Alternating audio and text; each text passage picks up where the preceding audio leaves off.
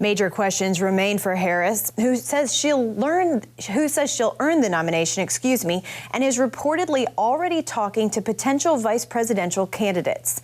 The DNC Rules Committee meets Wednesday to implement a framework to select a new nominee. President Biden says he'll address the nation this week to further explain his decision. And with that, let's bring in Faith Nation contributor and the editor and publisher of Inside Elections, Nathan Gonzalez, as well as Justin Giboney, president and executive director of the AND campaign. Thank you both for being with us. Justin, let's start with you. We've seen Democrats rallying behind the vice president, but is there still a chance someone else could challenge her in an open convention? There's a small chance. I don't expect that'll happen. You may have someone like Dean Phillips try to come in. Joe Manchin mentioned that he would try, but then kind of backed out of it. So I don't expect that. I think technically there may be a process, but the way that this is coming out, especially with Pelosi just endorsing her, there won't be much of a real process. I think Democrats are all getting behind Kamala Harris. That's definitely how it seems. Now, Nathan, Biden was trailing behind Trump for months. How does Harris poll against the former president? Well, initially, she polls maybe a couple of points better than Biden, but this is a game changer because it completely changes the conversation. Ever since the debate, we were talking about Biden's age. Is he old enough? Is he young? Can he do it? And this changes the equation. There's still going to be some talk about the president, but now it's a new matchup. And Republicans are going to try to hold the vice president responsible for all the things they don't like about the administration. But this is going to allow a broader conversation about the matchup between Harris and Trump and about what Trump has done or is going to do in the future. It has energized the Democratic base. And now I think the fight is going to be over independent voters. And if for those voters who said that both candidates were too old, Democrats are offering an alternative. For people who didn't like, it's the same matchup as 2020. Democrats are offering an alternative. And so this is, I think it's going to take a couple weeks to see how this changed it. But this just changing the narrative is what Democrats needed at the beginning. Sticking with that kind of strategy change, we have heard these attacks about Biden's age, but now President Trump is the oldest candidate in the race. He's 78 years old. For both of you, what do you think the strategy will be against Harris? How do we think Trump will attack her?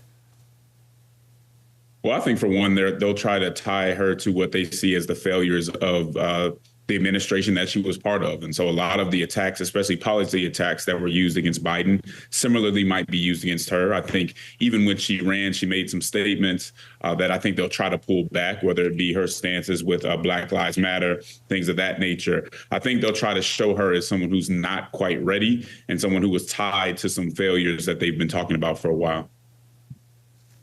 Right. Harris did spend most of her life as a prosecutor before entering politics. What are the chances, Nathan, that we see her lean into the narrative that a veteran prosecutor is now taking on a convicted felon in the battle for the White House? I think they're going to lean into it. I think Democrats like that matchup, and they're going to use it as an opportunity to highlight the legal trouble that the former president has been in. And I know those cases have either resolved or not resolved or pushed aside, but it doesn't change that fundamentally. And so, Harris is not the perfect candidate, but we have to remember that since the debate, Trump had a distinct advantage in the race. I think he has a distinct advantage now, but this is at least an opportunity for Democrats to just to have it be different. And we're going to be talking about the same upper Midwest states, and we could talk about running mates and how that might impact things. But there's a new energy around Democrats that is maybe close to what we saw in Milwaukee. I was at the convention. Republicans were unified, energized. They were feeling good. And this throws a little bit of a wrench into that conversation. We are going to talk about running mates. But first, Justin, anything to add there? No, I think Nathan has a very good point. There's a renewed energy among Democrats. You have a new candidate who doesn't suffer from some of the same ailments, so to speak. And even if you talk about the African-American professional class and political class and parts of the base, you can tell that people are excited. People are getting out, sororities and fraternities coming together saying, we're going to push this through. And so I think it is a more formidable opponent than they had in Biden. Maybe not by much, but I think time will tell. Also, this gives a chance for Kamala to reestablish herself and come out and kind of run on her profile and let that wave take her where it can. All right. Any input from either of you on who could have the best chance of being selected as Harris's running mate, and what's on the line here when it comes to her choice? Well, I think this is going to be a big decision.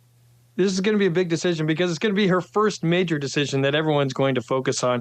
There are kind of four main people talked about right now. Three governors, Governor Roy Cooper of North Carolina, Josh Shapiro of Pennsylvania, and Andy Beshear of Kentucky. Interesting enough, they've all been state attorneys general in the past, as was Kamala Harris before the Senate and before becoming vice president. I think all of those are sort of safe picks, or maybe picks that you make in order to not lose. But I think that Senator Mark Kelly of Arizona is the one that it would show that Democrats are in this to win it. He is a former astronaut, a Navy pilot. He's also married to Gabby Giffords, who was shot at a constituent event in 2011 in Tucson. One of the Democrats' best fundraisers. I think that is he has the ability to reach a national audience, right? His resume or profile might cause people outside of Arizona to say, oh, okay, I'll pay attention. I'll listen to what he has to say. Whereas the other candidates would be fine. I don't think Democrats would lose because of them, but I don't know that they're going to have a national profile. Justin, what are your thoughts on that? I would push back a little bit. I think what Nathan says is right about that candidate. However, he's in the Senate, and so that could cause a problem for Democrats in the Senate if they pull him out. I don't think he's out of the running, but I think a Beshear may make a little more sense. But Kelly is right in there. He's on the short list, and we'll see what happens. I think that Senate component might make a difference, though, there. All right, Justin, as we wrap things up, what role do Christian leaders have during such unprecedented times? I think number one has to be perspective and sobriety. This is a dark moment for us right now after an attempted assassination, all this polarization. And more than pushing any particular candidate, we need to make sure that people are ready to coexist after the election, make sure people have hope and are aspirational after this is all over, whether they win or lose. And so that's what I think. Talk about the principles. You can mention that, you mention what's going on, but make sure that people can coexist and be hopeful after all of this is over. So important, and such great insights from both of you. Justin, Nathan, thank you so much for coming on. Thanks for having me. Absolutely.